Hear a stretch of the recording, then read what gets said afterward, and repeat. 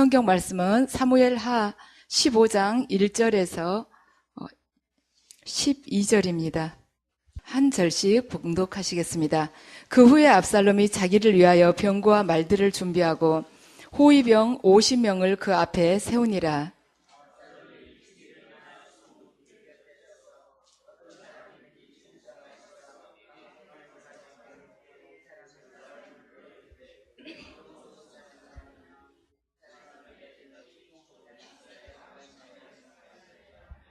압살롬이 그에게 이르기를 보라, 내 일이 옳고 바르다마는 내 송사를 들을 사람을 왕께서 세우지 아니하셨다 하고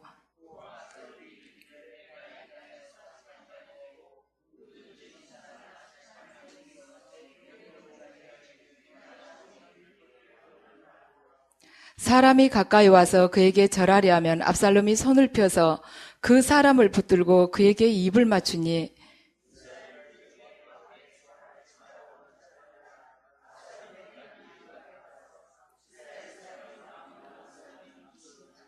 (4년) 만에 압살롬이 왕께 아뢰되 내가 여호와께 서원한 것이 있사오니 청하건대 내가 헤브론에 가서 그 서원을 이루게 하소서.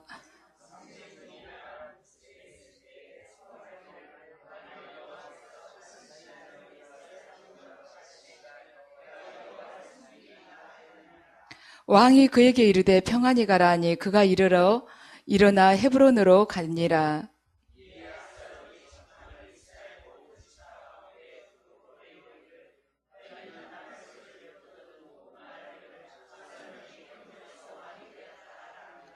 그때 청함을 받은 200명이 압살롬과 함께 예루살렘에서부터 헤브론으로 내려갔으니 그들은 압살롬이 꾸민 그 모든 일을 알지 못하고 그저 따라가기만 한 사람들이라.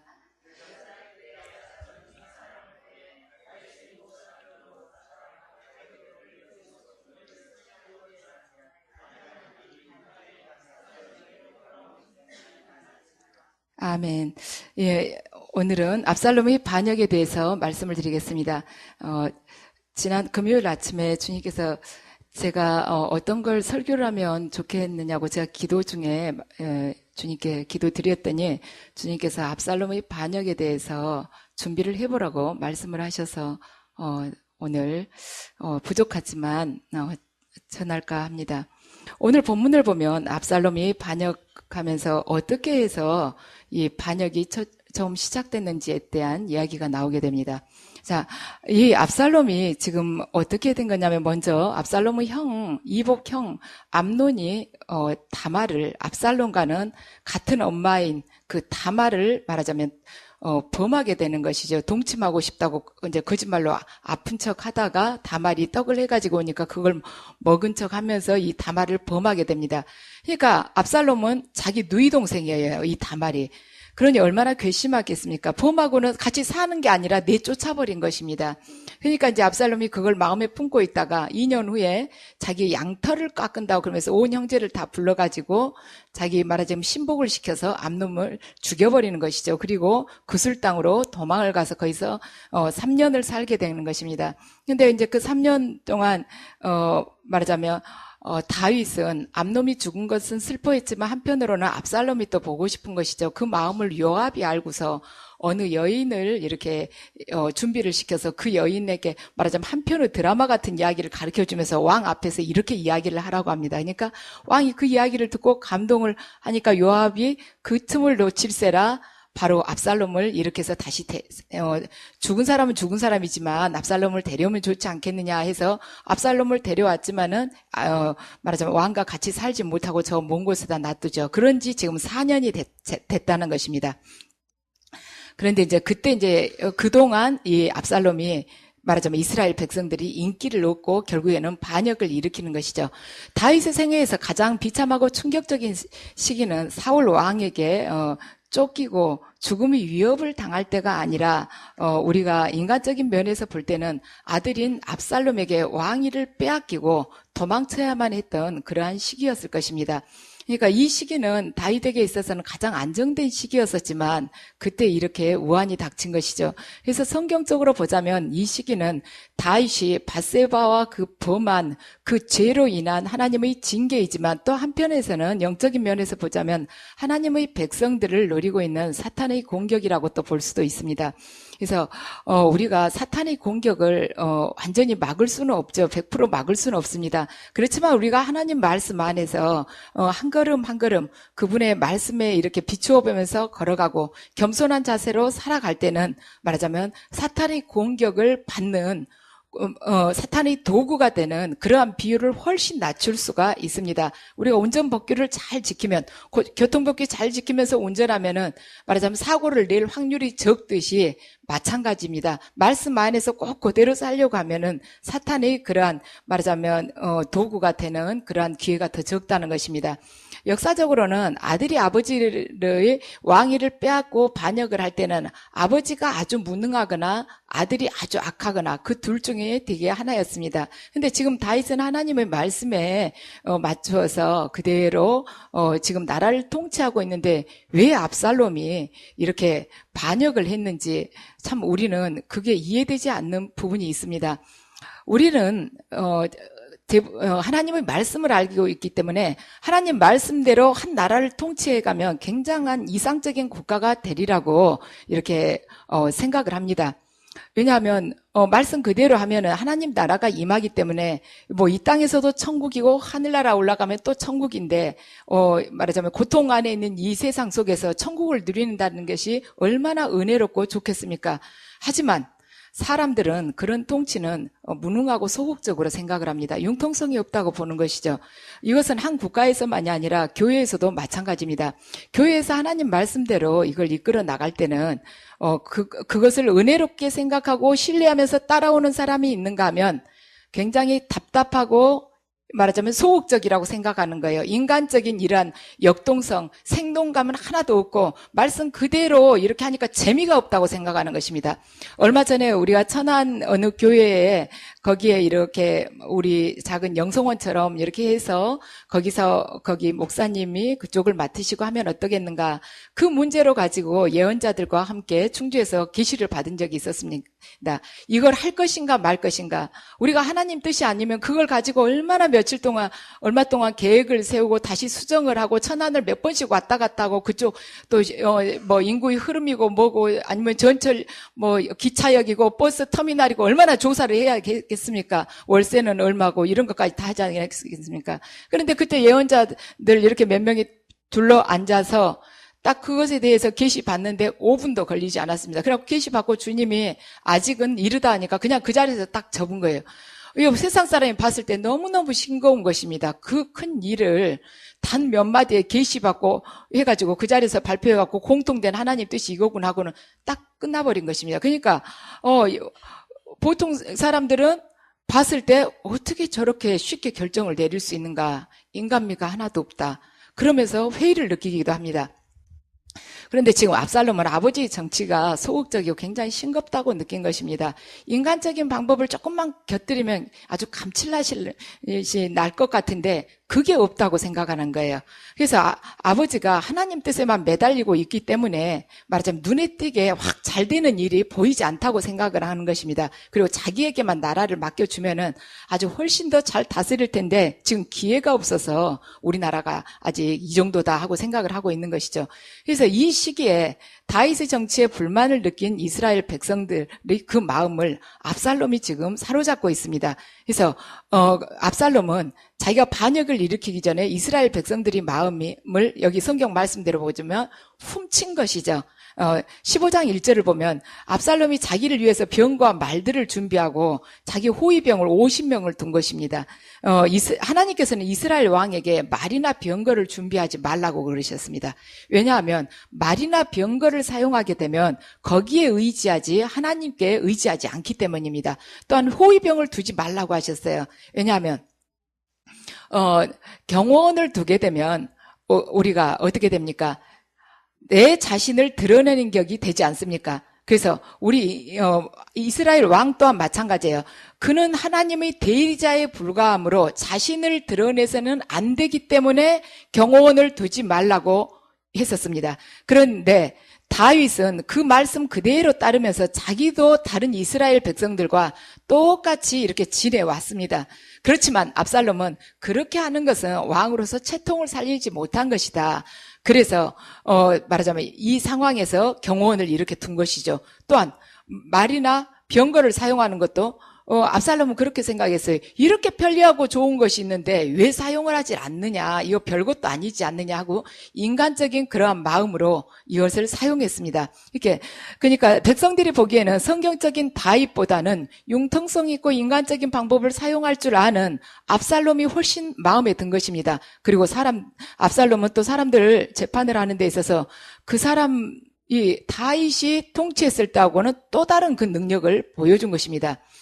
하나님 말씀대로만 재판을 하게 되면 융통성이 없죠. 조금 전에 말씀드렸다시피 계시를 딱 받고는 이거 주님의 뜻이다고 그대로만 그냥 딱 따르는 거예요. 그런데 그러니까 하나님 말씀 옳은 것은 옳다, 틀리면 틀리다 이렇게 딱 그 자리에서 결판이 나버립니다. 근데 사람들이 좋아한 것은 상담을 해도 어떤 걸 좋아하냐면 이 상담하러 오시는 분은 요즘 대부분이 그래요. 피상담자는 이 상담자가 자기 이야기를 끝까지 듣기를 원합니다. 아무 말 않고 수긍하면서 고개만 끄덕이면서 들어주기를 원해요. 이 상담자 쪽에서 하나님의 뜻을 정해서 이렇게 전해가지고 그걸 이렇게 따라야 되는 걸 별로 그다지 요즘 사람들은 그다지 원치 않습니다. 왜냐하면 요즘에는 자기 일을 자기 스스로 결정하기를 원합니다. 그래서 남의 훈계받거나 남의 간섭받는 것을 싫어합니다. 그런데 압살롬은 그 당시 사람들의 마음을 이미 간파를 하고 있었어요. 그래서 사람들은 하나님 말씀으로만 재판을 하면 재미가 하나도 없다. 사람의 편에서 보면은 어떠한 말하자면 문제를 결정하는 데 있어서도 서로 밀고 당기고 회의하고 또 거기서 오해가 쌓여서 또 갈등을 좀 느끼고 또 화해하러 가고 밥 한 번 먹고 막 이래야지 좀 사는 것 같은데 계시를 받아가고 하면 조용히 끝나버리거든요. 그래서 사람들 재미가 없는데 지금 압살롬은 자기가 개인적인 일에 더 깊게 관여를 해주겠다는 것이에요. 그래서 사람들은 압살롬에게 정을 느끼게 된 것입니다. 그래서 그쪽으로 마음이 쏠리게 된 거예요. 그래서 우리는 어떻게 해야 되느냐? 우리가 신앙적인 방법으로 다른 사람을 도와줄 때는 그가 철저하게 하나님께 의지해서 스스로 일어서도록 그렇게 해줘야 됩니다. 성경적인 방식은 그 사람이 사람을 의지하지 않고 하나님의 말씀에 의지해서 끝까지 하나님을 바라보면서 승리하도록 인도하는 것이 말하자면 어떤 누군가를 도와주는 방법입니다. 육적인 힘으로 도와주는 것이 아니에요. 그가 하나님 말씀 안에서 하나님의 힘을 공급받아서 또 인내하면서 하나님께 의지하며 마지막까지 결국에는 걸어가면서 기도하며 걸어가면서 승리하는 자로 살아가게끔 해주는 것이 성경적인 방법이지 압살롬처럼 손에다가 입을 맞추어 주면서 내 방법이 따로 있다. 이 나라에서는 너 거 들어줄 사람이 없다. 이러면서 정을 끌지 말라는 것입니다. 그래서 압살롬은 다른 사람 어려움을 자기가 책임지겠다고 지금 나서는 거예요. 그러니까 사람들이 압살롬을 좋아할 수밖에 없죠. 그리고 대부분 직책이 높은 사람들, 고위직 인사들은 어떻습니까? 남의 일에 관심이 없지 않습니까? 그리고 자기가 절대 이렇게 상대방 입술에 남이 절을 하는데 끌어당겨가지고 입술로 손에다가 자기 입술을 대주는 사람, 입을 맞춰주는 사람이 어디가 있겠습니까? 이렇게 낮은 아주 기는 자세로 하니 누가 압살롬을 싫어하는 사람이 있겠습니까? 그래서 이 4년 동안 압살롬이 인기를 많이 누려서 자기 편으로 사람들을 많이 끌어당겨 놓습니다. 그러니까 이제 시기가 어느 정도 됐다 싶어서 압살롬이 아버지를 찾아가서 이제 이야기를 하는 것이죠. 자기가 말하자면 그 구술 땅에 있었을 때, 그러니까 암논을 죽이고 도망간 그 구술 땅에 있었을 때 거기서 하나님께 드렸던 서원 기도가 있습니다. 제가 헤브론에 좀 다녀오겠습니다 하고 이야기를 하면서 헤브론에 가서 결국에는 반역을 일으킵니다. 압살롬은 다윗의 그 심리를 잘 알고 있었습니다. 도망자 생활을 해봤던 다윗은 그 도망자 생활을 하면서 서원한 것을 반드시 지킨다는 그 약점을 지금 이 압살롬이 알고 있었던 거예요. 그러니까 자기가 도망자 생활을 할 때 그술 땅에서 서원한 것을 이야기하면 아버지가 꼭 허락을 해 주실 거다 하고 생각을 하고 헤브론을 가겠다고 하는 것입니다. 그런데 왜 이스라엘 땅에 많은 지명이 있는데 그 남쪽 끝에 있는 헤브론을 왜 압살롬이 거기를 선택을 했겠는가? 예루살렘에서 하지 왜 헤브론으로 갔겠는가? 헤브론은 다윗의 정치적인 기반이었던 곳입니다. 그러니까 다윗이 처음에 7년 반을 헤브론에서 왕으로 있었죠. 그러니까 다윗의 근거지였어요. 그래서 다윗은 예루살렘에서 다스리기는 했지만 그의 정치적인 지지 세력은 전부 헤브론에 있었습니다. 그러니 압살롬이 거기 가서 반역을 딱 일으킴으로 해서 다윗을 지지했던 그 세력의 뿌리를 그냥 밑둥을 잘라버린 것입니다. 그러니까 다윗이 압살롬이 반역을 했다는 말을 듣고 예루살렘을 황망하게 말하자면 떠나는 것이죠. 정면으로 부딪히지를 않는 것입니다. 압살롬이 헤브론에서 세 가지 말하자면 반역을 일으킬 때 세 가지 방식으로 일으켰습니다. 맨 처음에는 여기 성경에 나온 것처럼 정탐꾼을 보내서 이스라엘 전역에서 동시다발적으로 말하자면 압살롬이 왕이 되었다고 외치라는 거예요. 그런데 지금까지 이스라엘 역사상 이런 일이 없었습니다. 이스라엘 역사에서는 왕에게 기름 부음을 받으면 이스라엘 백성들이 그 왕이 마음에 들면 같이 왕이 되었다고 이렇게 말하자면 소리를 지르면서 추대를 했었는데 지금 정탐꾼들이 이스라엘 전역에 깔려 있는 것이에요. 그래서 그 사람들이 동시에 소리를 지르니까 이 다른 백성들도 어리둥절하면서 그냥 군중 심리에 따라가서 그가 왕이 되었다고 같이 이렇게 합세를 해준 것입니다. 그리고 압살롬이 다른 사람들에게 자기가 지지받고 있다는 것을 선전하기를 원한 것입니다. 오늘 본문 말씀에 보면 200명을 초대한 것입니다. 그 200명은 왜 자기들이 초대받은지를 모른 거예요. 근데 그 자리에서 압살롬이 이제 자기가 왕이 되겠다니까 초대받은 그 한정된 공간 안에서 나는 당신 싫다고 말할 수가 없으니까 어쩔 수 없이 지지하는 것처럼 이렇게 된 것입니다. 그 나라의 유력 인사 200명을 초대한 것입니다. 세 번째는 어떻게 됐는가? 말하자면 다윗 왕의 곁에서 모사꾼 노릇을 했던 아히도벨을 압살롬이 자기를 지지해주는 세력으로 그를 말하자면 포섭을 한 것이죠. 모략꾼 아히도벨을 자기 편으로 삼은 것입니다. 그래서 압살롬이 인기를 얻고 있었기 때문에 그가 반역을 일으키니까 그를 지지하는 사람들이 점점점 많아지게 됐습니다. 다윗의 통치에 염증을 느낀 것이죠. 하나님 말씀대로 한다는 것이 이제 지겨운 거예요. 이스라엘 백성들이. 인간 안에는 다 그것이 있습니다. 인간이라는 것은 인간적이다는 말은 어떻게 보면은 하나님의 그 모상을 닮았다는 그 비율보다는 악한 그 비율이 훨씬 높습니다. 우리는 성경을 보면은 주님께서는 목자이시고 우리는 그분의 양이라고 그러지만 우리 양이기 전에 우리는 이미 마귀의 종이었던 늑대였었습니다. 그 늑대가 지금 이 바짝 빳빳하게 털이 서고 송곳니가 이렇게 돋아나왔던 그 늑대가 지금 송곳니를 뽑고 털도 좀 이렇게 죽여가면서 양이 되려고 노력하고 있는 과정인데 경건 생활을 게을리했을 경우에는 다시 그 늑대의 본성이 드러나게 되는 것이에요. 그래서 이스라엘 백성들이 그 좋은, 그 귀한, 그 영원한 가치를 지닌 하나님 말씀으로 다윗이 통치를 하지만 거기에 염증을 느낀 것입니다.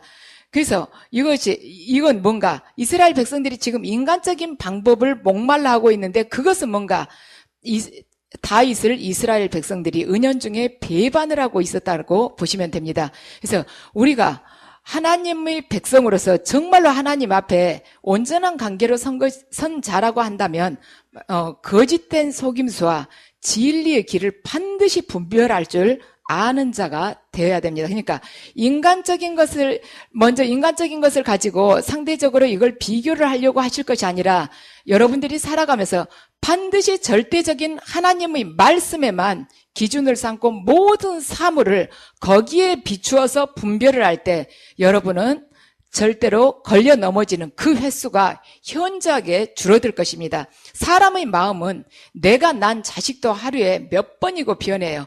자식까지 갈 것도 없습니다. 내 자신도 수없이 변하는 것입니다. 그래서 여기 영성원에서도 마찬가지입니다. 영성원에서 이렇게 이끌어 가면서도 여기 오신 분들 비유를 맞추려고는 절대 하지 않습니다. 뭐 온갖 욕을 듣고 다 떠나도 상관이 없어요. 하나님 말씀 그대로만 끌어가면 되는 것입니다. 왜냐하면 사람이란 수시로 죽을 듯이 마음이 변하고 100이면 100명 마음이 다 틀려요. 그 사람이 100명이 하루에 5번만 마음을 변해보세요. 500번 500가지 마음이 있는 것입니다. 거기다 어떻게 다 맞추겠습니까? 그리고 이 일 자체가 하나님께서 세우셨고 하나님께서 지금 이끌어 가시는 일이기 때문에 하나님 뜻에만 맞추면 되는 거예요. 그래서 사람의 비위나 인기를 얻기 위해서 우리는 세상을 살아가는 것이 아니다. 비위나 인기를 얻는다는 거, 인간에게 영합돼서 내가 그의 말하자면 인정을 받고자 하는 것은 이 땅에서 잠시입니다. 우리는 금방 한 줌의 흙으로 사라져버릴 그러한 존재들입니다. 다윗이 압살롬의 반역이 일으켰다는 소식을 듣고 굉장히 충격을 받는 것입니다. 그러면서 다윗이 뭐라고 하냐면 압살롬과 싸우기는 싸우되 지금 다윗 쪽의 이스라엘 백성과 압살롬 쪽을 지지하는 그 백성들 사이에 이제 전면전이 벌어지게 됐는데 당부를 하는 것이죠. 다윗이 군사들에게 싸우기는 싸우되 압살롬을 죽이지 말라 하고 명령을 합니다. 그렇지만 하나님께서 이 문제를 아주 순조롭게 해결을 해 주십니다. 하나님께서 다윗 편에 힘을 실어주시자 압살롬 쪽의 군인들은 창에 찔려서 죽은 사람보다 숲에서 나무에 찔려 죽은 사람이 훨씬 숫자가 많게 됩니다. 그런데 압살롬이 그때 노새를 타고 이 싸움에 말하자면 임해 있었어요. 그런데 노새를 타고 달려가다가 성경 보면 나오죠. 압살롬의 머리칼이 굉장히 아름답고 길었었다고 그것이 나오죠. 근데 이 멋진 머리카락이 상수리 나무에 걸린 것입니다. 걸려가지고 허둥지둥하고 있으니까 버둥대고 있으니까 이 노새는 달리던 그 힘으로 해서 계속 앞으로 달려가 버린 것이에요. 그러니까 압살롬이 머리카락만 이 상수리 나무에 걸려가지고 대롱대롱 매달려 있는 격이 됐습니다. 노새가 쏜살같이 달려가지 않고 압살롬 밑에가 가만 서 있었더라면 압살롬이 노새 좀 발로 이렇게 딛고 머리를 서서히 풀었으면은 충분히 내려왔지 않겠습니까? 근데 노새가 달려가 버리는 바람에 나무에 목매달아서 이렇게 자살하는 격이 된 것입니다. 그러니까 다 굴러온 밥을 어떻게 그 성격 급한 요압 장군이 보고 가만두겠습니까? 그냥 죽인 것이죠. 왜 하필이면 성경은 압살롬이 그냥 나무에 매달렸는데 요압 장군이 와서 죽였단다 이렇게 하지 왜 그 머리털이 상수리 나무에 매달렸었다고. 그 시대에 참 이거 기록하기도 쉽지 않을 텐데 그렇게 자세히 썼을까. 압살롬은 자기 머리털을 굉장히 자랑스럽게 생각했습니다. 이스라엘 백성들도 아름답다고들 말하자면 찬사를 했었죠. 그것은 압살롬을 지금 비유를 하고 있는데 인간이란 내가 남보다 우월하다고 생각하면서 의수되는 그 부분으로 인해서 우리가 그 부분으로 인해서 충분히 교만해질 수 있는 것이고 하나님께서는 그 부분을 통해서 교만해진 우리를 그 부분을 싹을 자르신다는 것입니다. 그것이 바로 하나님의 심판을 자초하게 되는 그러한 빌미가 된다는 것이에요. 그래서 우리는 내 재력이나 영적인 권능이나 은사나 건강이나 성공이나 학벌이나 아니면은 나의 외모나 어떠한 지위가 말하자면 하나님으로부터 받은 은사이므로 하나님 뜻에 합당하게 쓰여진다고 생각하지 않고 나의 소유라고 생각하면서 그걸 과시하고 의수되고 남을 다스리는데 하나의 도구로 쓰려고 할 때는 반드시 하나님께서 그 부분을 치신다는 것입니다. 자, 대통령의 경호원은 대통령을 지키기 위해서 존재하는 것입니다. 그러니까 그 경호원은 대통령이 가는 곳마다 항상 대통령 곁에 있어요. 여러분들 대통령 이렇게 서 있으면 누가 경호원인지 잘 안 보이죠. 누군지 모르겠어요. 보면 마찬가지예요. 대통령 경호원들 누군지 모르게 자신을 드러내지 않고 곁에 있습니다. 지키기 위해서. 그렇지만 대통령에게 위해가 가해지면 그때는 자기 생명을 던져가면서 대통령을 경호하는 것입니다. 미국 40대 대통령에 취임한 레이건 대통령이 취임하고 나서 2달 한 10일쯤 됐을 때 정신 이상자의 총에 맞아서 저격을 당했습니다. 그래가지고 한동안 아팠었죠. 입원했었습니다. 근데 4명의 경호원들이 대통령을 대신해서 그 총이 날아오니까 대통령을 감싸면서 자기들이 총에 맞았어요. 그래서 만약 경호원들이 목숨을 걸고 대통령을 지켜야 한다는 그 책임을 소홀히 했더라면 레이건 대통령은 그 자리에서 즉사를 했을 것입니다. 그렇지만 경호원들이 생명을 던져가면서까지 대통령을 지켰기 때문에 그가 그 후로 대통령직을 수행할 수 있었습니다. 그러니까 그들은 대통령을 지킴으로 대통령만 지킨 것이 아니라 미국까지 지키는 자들이 되었다는 것입니다. 하나님과 우리의 관계도 똑같습니다. 크리스천이란 하나님의 말씀을 지키는 말씀의 경호원입니다. 그러니까 언제나 내 자신은 가리고 내 자신의 삶을 통해서 하나님의 말씀만 드러나게 하는 존재인 것이에요. 그래서 말씀만 드러난다는 것이 아니라 내 삶을 통해서 하나님의 나라까지 지키는 자가 된다는 것입니다. 그래서 말씀을 지키는 것이 바로 하나님 나라를 지키는 것이기 때문입니다. 우리가 생명을 던져가면서 하나님의 말씀을 지키고 하나님 말씀대로 어떤 공동체를 그대로 이끌어갈 때 공동체 안에 속해서 내 자신의 삶을 통해서 하나님의 말씀이 그대로 드러나는 그러한 증거자로 살아갈 때 그 교회나 그 공동체는 반드시 하늘나라가 임하게끔 되어 있습니다. 그렇게 우리가 살아갈 때 우리 삶을 통로로 삼아서 이 땅에 하나님께서는 당신의 역사를 이루시고 그곳을 당신의 나라로 반드시 삼아주십니다. 그래서 우리가 말하자면 역사의 지평을 뒤흔드는 말씀의 경호원이 되기를 원한다면 우리는 주님 앞에 내 자신을 복종시킨 자로 변화돼야 됩니다. 하나님보다 나 스스로가 더 높아지려는 그 마음을 성령님께 굴복시키는 자가 되시기 바랍니다. 또한 나의 야망을 채우기 위해서, 나의 개인적인 욕심을 위해서, 나의 영달을 위해서, 다른 사람들이 인기에 영합하기 위해서 하나님의 말씀을 왜곡하려는 자를 하나님께서는 반드시 압살롬을 치시듯이 반드시 치실 것입니다. 그리고 어떤 직책이 주어지든 간에 우리가 교회나 공동체 안에서 어떤 직책이 나한테 주어진다 할지라도 그 직책을 통해서 하나님께서는 섬기라고 우리를 그 직책을 허락하신 것이에요. 예수님도 이 땅에 오실 때 예수님께서 하나님의 아들이신데 왜 인간을 섬길 필요가 있었겠습니까? 그렇지만 아버지의 말씀을 그대로 그분은 살고 가신 것입니다. 예수님께서 그대로 살고 가셨는데 어찌 우리가 말하자면 베레스우사를 할 수가 있겠습니까? 하나님은 말씀을 어찌 치고 위로 올라가는 자가 될 수가 있겠습니까? 그래서 여러분들이 이렇게 말하자면 훈련을 받고 사역을 하게 되면 어떠한 직책이 주어질 수가 있습니다. 그런데 그 직책을 이용해서 다른 사람을 짓밟는다거나 나의 의를 이룬다거나 또한 하나님의 말씀을 왜곡하고 그것을 도구로 삼아서 나의 어떠한 것을 드러내려고 하게 된다면 우리는에게는 바로 하나님의 심판이 주어질 것이고 우리가 죽고 난 후에 하나님께서는 네가 죄져야 아무리 해도 나는 너를 모른다고 반드시 말씀을 하실 것입니다. 그래서 우리에게 직책이 주어진 것은 나로 인해서 다른 사람들을 지배하게끔 하려고 주시는 것이 아니라 최대한 무릎 꿇고 섬기는 자로 하나님의 노예가 되게끔 살도록 하시기 위해서 직책을 주셨기 때문에 우리들 각자가 하나님 앞에서 나를 쳐서 복종시키는 자가 되어야만이 하나님께서 내가 너에게 한 고을 주었지만 너가 정말로 충성스러운 종이라는 그 말씀을 우리가 들을 수가 있습니다. 우리가 하나님을 믿는다면서도 진리이신 하나님의 그 말씀의 노예가 되지 않는다면 하나님께서는 반드시 우리를 세마실 때 베레스우사를 하실 것입니다. 결국 선택의 몫은 우리 각자에게 있습니다. 우리가 무엇을 선택하든 하나님께서는 지켜보실 것입니다. 그분은 강압적으로 절대 우리를 이끌어 가시지 않습니다. 우리에게 인격적으로 이 자유를 허락하셨습니다. 그래서 선택은 우리가 할 수 있는데 어떤 길을 갈 것인가?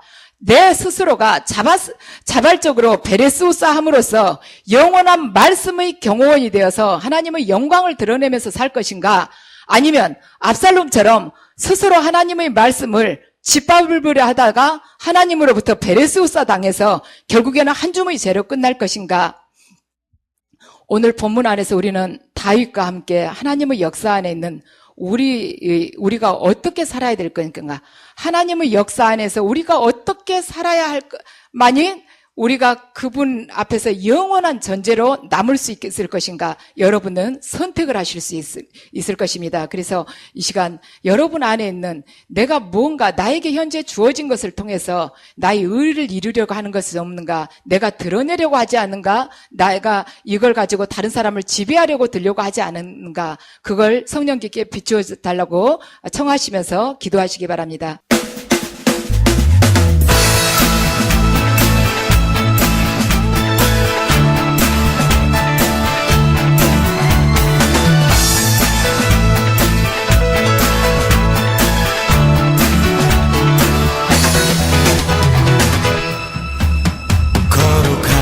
주 앞에 찬양 드리며. 안녕하세요. 저는 성령영성교회 박주명입니다. 저는 오늘 아주 기쁘고 설레이는 마음으로 여러분들에게 저희 교회와 기도원을 소개를 시켜드리고자 합니다. 지금 아마 이 영상을 보고 계시는 분들 중에서 분명히 저희 교회나 기도원을 통해서 하나님께서 직접 만나주시고 또 그 삶을 완전히 변화시켜 주시려고 예비해 두신 분들이 있을 거라고 생각을 합니다.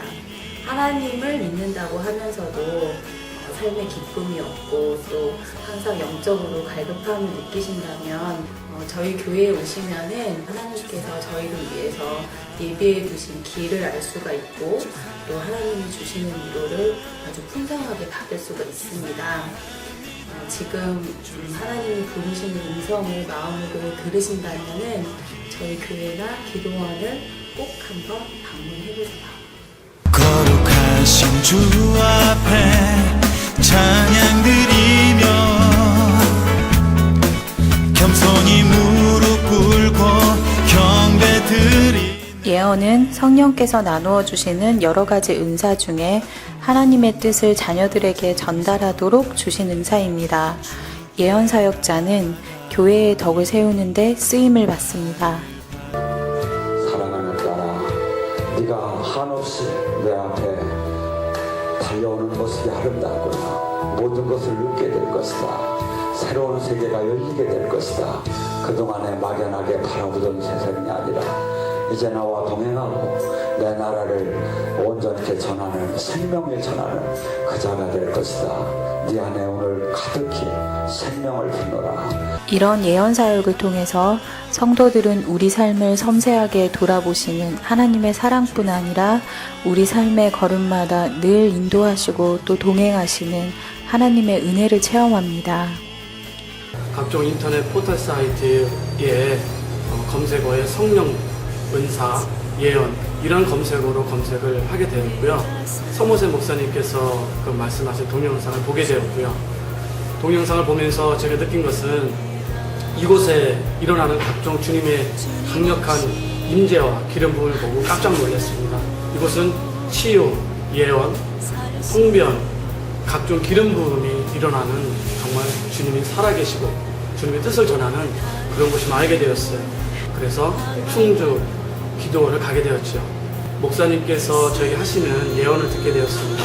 근데 저는 제가 평상시에 부르짖고 했던 그런 기도 제목이 제 예언을 할 때 통변을 통해서 나왔습니다. 저는 그 말씀을 듣고 어떻게 제 마음속에 했던 기도가 그렇게 통변에 나올 수 있을까 해서 깜짝 놀랐고 눈물을 흘리지 않을 수 없었습니다.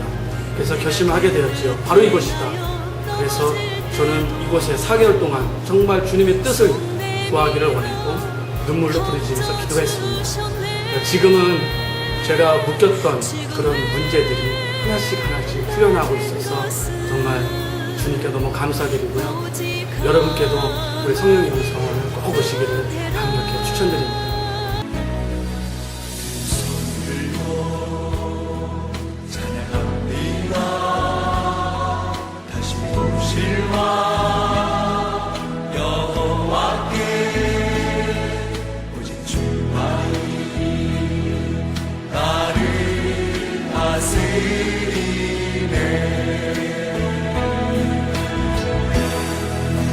주님만을 섬기리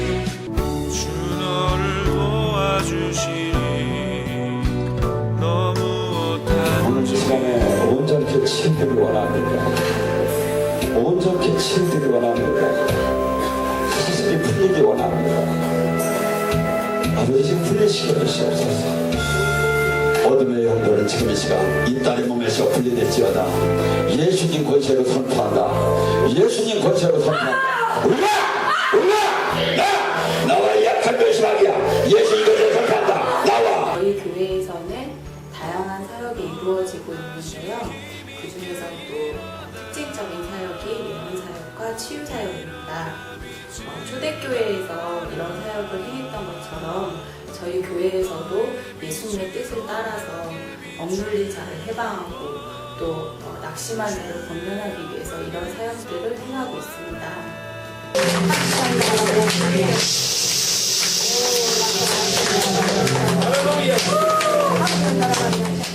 성령님의 역사하심을 통해서 어둠의 권세로부터 해방이 될 수 있고 또 하나님의 자녀로서 마땅히 누려야 될 축복들을 누릴 수가 있습니다.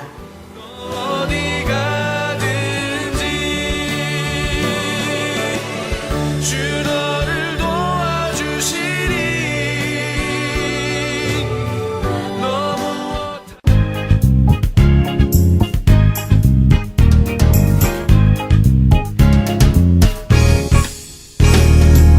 무엇이 행복이냐 묻는다면 당신은 무엇라고 말할래요? 하나님을 찬양할 수 있다는 것, 이것이 인생의 자명복이죠. 성령님께서 임재하시는 이곳에서 기도 훈련을 받고 영이 조금씩 열려가고 새로운 영적 체험을 겪어가면서 그런 과정 속에서 믿음이 점차적으로 성장하고 성경의 말씀들이 머리가 아닌 가슴으로 더 깊게 깨달아가고 있습니다.